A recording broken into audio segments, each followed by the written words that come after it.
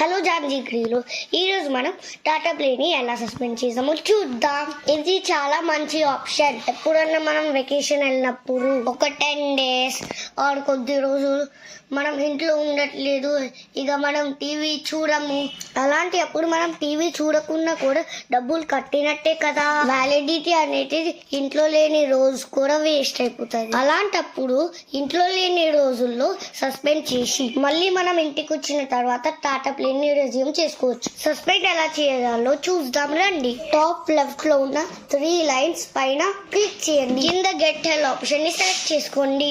Next get help assistant అనే option కనిపిస్తుంది, దాని మీద క్లిక్ చేయండి. క్లిక్ చేసిన తర్వాత ఒక చాట్ బాట్ ఓపెన్ అవుతుంది. దాంట్లో కింద సస్పెండ్ అనే టైప్ చేయండి. అప్పుడు సస్పెండ్ కావాలా లేదా అనే ఆప్షన్ వస్తుంది, ఎస్ అని క్లిక్ చేయండి. నెక్స్ట్ సస్పెండ్ కంప్లీట్ అకౌంట్ ని సెలెక్ట్ చేసుకోండి. రీజన్ ఏమైనా సెలెక్ట్ చేసుకోవచ్చు, కానీ నేను గోయింగ్ ఫర్ వెకేషన్ సెలెక్ట్ చేసుకుంటున్నా. నెక్స్ట్ సబ్మిట్ పైన క్లిక్ చేయండి. నెక్స్ట్ ఎన్ని రోజులు సస్పెండ్ చేస్తున్నారో స్టార్ట్ డేట్ ఇంకా ఎండ్ డేట్ సెలెక్ట్ చేసుకోండి. నేనైతే ఒక 1 month సెలెక్ట్ చేసుకున్నా, 21st May నుంచి 20 June. నెక్స్ట్ సబ్మిట్ పైన క్లిక్ చేయండి.